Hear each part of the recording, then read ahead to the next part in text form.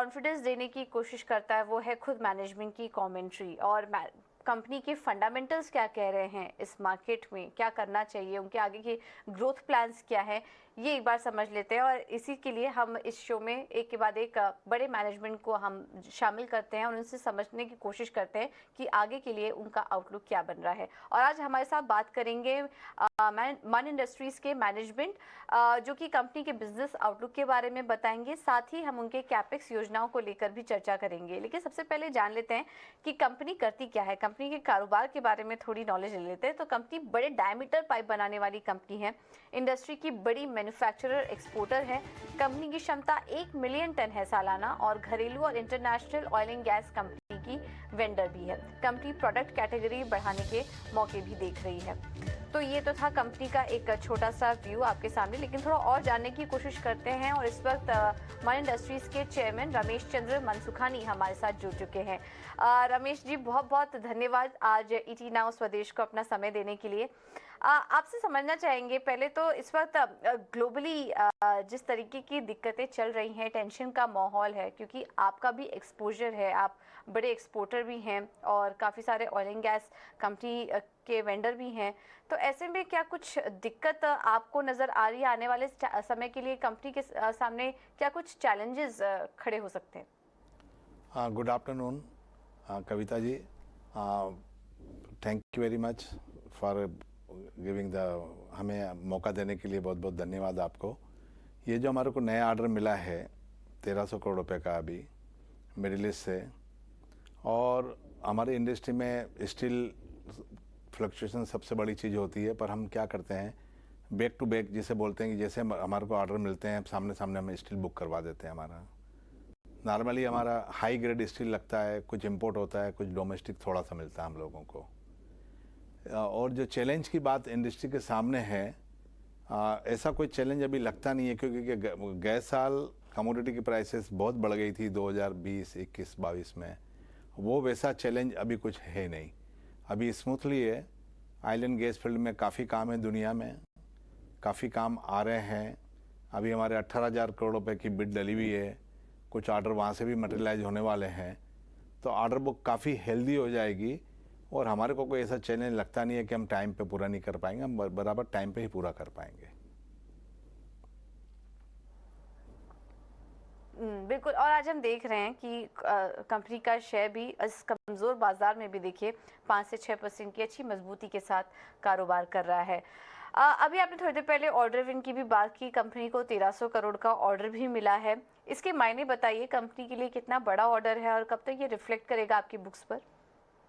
देखिए, ये 1300 करोड़ का बड़ा ऑर्डर है। पहले भी हम बड़े ऑर्डर कर चुके हैं 1000 करोड़ के। 1300 करोड़ सिंगल ऑर्डर बड़ा ही होता है और हमारी इंडस्ट्री के लिए काफ़ी ठीक होता है। ये हम इसका प्रोडक्शन हम शुरू करने की कोशिश कर रहे हैं। मई से शुरू करेंगे प्रोडक्शन और नवंबर तक पूरा हो जाएगा। 6 महीने ये चलेगा। पर इसके साथ साथ हमारे पास दूसरे भी ऑर्डर पड़े हैं एक्सपोर्ट के, कुछ 300-400 करोड़ रुपए के, वो भी हमारे को कंप्लीट करना है आने वाले वक्त में। तो 1600-1700 करोड़ के एक्सपोर्ट ऑर्डर होंगे जो हमारे को अगले 6 महीने में कंप्लीट करना है। और जो डोमेस्टिक ऑर्डर हमारे पास हैं, जो रेगुलर आते रहते हैं और कंप्लीट भी होते रहते हैं, वो टर्नओवर अलग होगा। पर अभी सब मिला के हमारे को जो हमारे ऑर्डर बुक है करीब करीब 2000 करोड़ रुपया है। तो आप ये बता सकते हैं करीब करीब कि हमें अप्रैल से लेके अक्टूबर नवंबर तक ये 2000 करोड़ के ऑर्डर पूरे हो जाएंगे। और फिर हमारी बिड भी काफ़ी है दुनिया में, हर जगह, इंडिया में भी, बाहर भी है, वो भी ऑर्डर आएंगे। तो हमारा एबिडिटा भी इम्प्रूव होगा आने वाले वक्त में। और आने वाले वक्त में हमारे पास ग्रोथ दिख रही है हमारे को 40-50% हमारे सेगमेंट में, तो वो रिफ्लेक्ट होगी आने वाले क्वार्टर्स में। एज वेल एज हमारा ERW प्लांट जो कि चौथे क्वार्टर में चालू होना था, वो भी अगले इस हफ्ते में चालू हो रहा है, जिसका भी टर्नओवर भी कुछ हद तक अगले आने वाले क्वार्टर्स में आएगा। तो सब मिला के कंपनी काफ़ी अच्छी ग्रोथ देख रही है आने वाले वक्त में। बिल्कुल। तो अच्छी ग्रोथ एक्सपेक्ट की जा रही है यहाँ पर कंपनी की तरफ से, और भी काफ़ी बड़े ऑर्डर्स हैं जिन पर की कंपनी की नज़र है। फिलहाल कंपनी का ऑर्डर 2000 करोड़ के आसपास का है। सर, ये भी समझना चाहेंगे आपसे, आपके मार्जिन को लेकर अभी आपने बात की कि वहाँ पर आने वाले समय में सुधार देखने को मिलेगा, क्योंकि काफ़ी समय से हम देख रहे हैं वो अंडर प्रेशर ही है। इसकी क्या वजह थी और आगे के लिए क्या आउटलुक आप शेयर करेंगे मार्जिन में? जो दबाव आया कि आपकी फॉरेक्स पॉलिसी की वजह से आया है? ये आया कि जो पिछले साल, 1.5 साल, 2 साल में प्रॉब्लम थी, इसमें 2-3 इश्यूज थे। कमोडिटी प्राइसेस बहुत बढ़ रही थी, एक वो इशू था। रुपीज बहुत डिप्रिशिएट हो गया था गए साल, मतलब लास्ट 1 साल में मोर देन 10 से 12% हो गया था। कुछ इम्पेक्ट वो पड़ा, उस समय एक्सपोर्ट ऑर्डर हमारे पास कम थे, नेचुरल हेजिंग नहीं थी। पर अभी हमारे पास डॉलर भी जो भी होना था अभी हो गया है, काफ़ी स्टेबल है। हमारे पास नेचुरल हेजिंग भी है और हम हेजिंग करते भी हैं, और कोई ऐसा इशू नहीं है। और कमोडिटी प्राइसेस जो सबसे बड़ी चीज़ थी पिछले साल, 1.5 साल में, अब वो काफ़ी स्टेबल हो गई है और स्थिरता के साथ चली आ रही है। तो ये अगर कमोडिटी प्राइस स्थिर रहती है और डॉलर हेजिंग भी है और हमारे पास सब चीज़ें मतलब पैक्ड है, तो मैं नहीं समझता हूँ कोई इम्पेक्ट हमारे को आएगा। हम ग्रोथ ही जाएगी हमारी कंपनी, और हमारे सेगमेंट में ग्रोथ ही आगे आने वाले वक्त में है। ओके, ठीक है। तो ग्रोथ ही आगे वाले आने वाले समय में भी देखने को मिल सकती है। अच्छा, ये जो रॉ मटेरियल सप्लाई का जो इशू चल रहा था, जो काफ़ी सारी कंपनियों को फेस करना पड़ा उसके चलते, अभी फ़िलहाल ऑन ग्राउंड सिचुएशन कैसी है? जियोपॉलिटिकल टेंशन की वजह से क्या वहाँ पर आप अभी भी कुछ कंसर्न देख रहे हैं या फिर सिचुएशन थोड़ी सुधरी है? काफ़ी सुधरी है। सप्लाई चेन मैनेजमेंट में काफ़ी इम्प्रूवमेंट आया है पिछले 4-6 महीने में, और स्टील प्राइसेस वगैरह जो भाव बहुत बढ़ गए थे वो स्टेबिलिटी आ गई है। हालांकि थोड़ा बहुत ऊपर नीचे होता है पर बहुत ज़्यादा नहीं है। That is a good situation for the consumer industries, और हम उसमें आते हैं। That's why supply chain management, steel की prices, commodity all are favourable है। इसलिए हमारा आने वाले वक्त में सब चीज़ें हमारे को रिफ्लेक्ट होगी आने वाले वक्त में। For our shareholder they will get the much better reward आने वाले वक्त में, ऐसी पूरी संभावना है। ओके, सर ये भी समझना चाहेंगे अब आगे के लिए आपके क्षमता विस्तार की क्या योजना है? हम देख रहे थे कि कंपनी की अभी फिलहाल जो क्षमता है वो सालाना 1 मिलियन टन की है।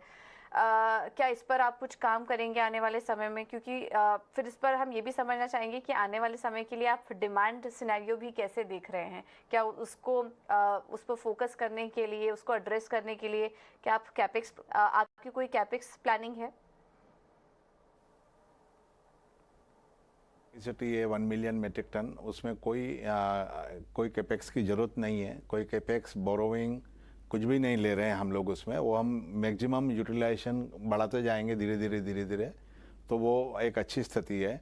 हाँ, हमारे को रेंज कंप्लीट करने के लिए ERW पाइप का प्लांट हमने जो लगाया है, जो कि ट्रायल चल रही है अभी, कमर्शियल 2-4 दिन में शुरू हो जाएगा। इसी साल में हमारा Q4 में ही था, हमारा अभी चालू हो जाएगा।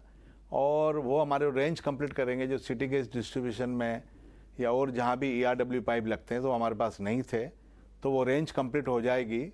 तो एग्जिस्टिंग कैपेसिटी और जो नई कैपेसिटी हमने लगाई है ERW की, उसकी भी ग्रोथ आने वाले वक्त में दिखने वाली है हमारी बैलेंस शीट में, जो कि बहुत ही जल्दी शुरू हो रहा है। और लोन हमारे उसमें बुक्स में कोई है नहीं। तो ये कुछ कैपेक्स के प्लान्स हैं? नहीं, जीरो डेट कंपनी है अभी तक। हाँ, तो और अभी सिर्फ ERW के लिए हमने कुछ लिया है, वही है। बाकी तो कंपनी का डेट इक्विटी रेशो तो 0.15% ही है, तो डेट इक्विटी हमारी बहुत ही कम है, बहुत ही रिजनेबल है। आफ्टर पुटिंग दिस नया ERW प्लान करने के बाद भी हमारे बुक्स में डेट बहुत कम है। राइट, तो डेट कम है, कर्ज की स्थिति बेहतर है, आगे थोड़ा बहुत एक्सपेंशन की भी योजना है, बड़े ऑर्डर्स भी मिल रहे हैं कंपनी को और मार्जिन में भी आगे सुधार देखने का अनुमान है। मैन इंडस्ट्रीज का स्टॉक देखिए इस वक्त 4.5% ऊपर कारोबार कर रहा है। Ramesh ji, thank you so much अपना कीमती समय हमें देने के लिए और कंपनी की ग्रोथ आउटलुक पर, आपके ऑर्डर बुक पर हमारे साथ विश्लेषण करने के लिए बहुत बहुत धन्यवाद आपका सर। चलिए अब आगे बढ़े और एक बार एक्सपर्ट की भी राय ले लेते हैं। हाँ, हमारे साथ शाहिना मुकादम जुड़ चुकी हैं। शाहिना, अभी आप मैनेजमेंट को सुन भी रही थी, उस पर एक बार आपसे राय भी लेना चाहेंगे। ये जो कंपनी है ये आपको कैसी लग रही है फंडामेंटली? अगर किसी को एंट्री लेनी हो तो क्या ये सही लेवल्स हैं एंट्री लेने के लिए? डेफिनेटली, क्योंकि इंटरेस्टिंग लग रहा है। बहुत स्मॉल कैप कंपनी है। इनका जो मार्केट कैप है अभी भी आई थिंक जस्ट अबाउट 550 साढ़े 560 करोड़ के लगभग है। एंड जैसे मैनेजमेंट ने अभी बताया, डेट भी नहीं है कंपनी पे ज़्यादा। तो valuation wise with a P of just about 8 का पी है। तो वैल्यूएशन वाइज इंटरेस्टिंग लगता है। एक्चुअली द इशू क्यों ये सब प्रॉब्लम है इन टर्म्स ऑफ बहुत लो पी जो मिलता है कंपनी को, बिकॉज कमोडिटी लिंक्ड है। जैसे हमने देखा है, इनकंसिस्टेंट परफॉर्मेंस रहता है। लास्ट 2 साल में फ्लैट टर्नओवर, फ्लैट प्रॉफिट्स, ये एक्चुअली थोड़ा मार्केट को थोड़ा डिस्करेज करता है। बट अगर आप प्योर वैल्यूएशंस करेंटली देखते हैं, और जैसे मैनेजमेंट ने बताया कि रॉ मटेरियल प्राइसेस कंट्रोल में है, एंड एक्सपोर्ट ऑर्डर्स काफी अभी उनको आज भी जैसे मिले हैं, 1300 करोड़ का ऑर्डर है। Order book position 2000 crore. उनका एनुअल टर्नओवर थोड़ा 2000 करोड़ के थोड़ा ऊपर होता है। तो डेफिनेटली नेक्स्ट 1 ईयर में काफी अच्छे प्रोस्पेक्ट्स, स्टेबिलिटी लगता है।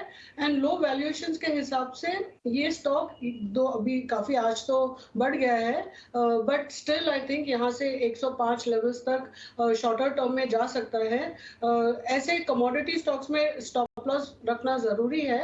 आई थिंक 85 का लेवल स्टॉप लॉस रख के आप इन्वेस्टमेंट ये लेवल्स पे मीडियम टर्म के लिए कर सकते हो। And then you can review it after 1 year, depending के कैसे रॉ मटेरियल प्राइसेस जाते हैं, एक्सपोर्ट ऑर्डर्स कैसे हैं, उस हिसाब से। And also this industry crude oil related, gas के रिलेटेड है। तो आई थिंक वो आप हर साल आप रिव्यू कर सकते हैं।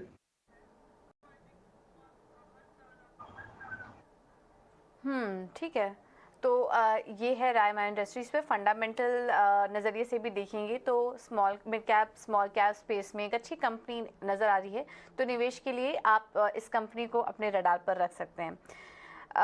ऑलराइट, बहुत बहुत शुक्रिया शायना आपका समय देने के लिए और इस स्टॉक पर चर्चा भी करने के लिए। चलिए आगे बढ़ेंगे और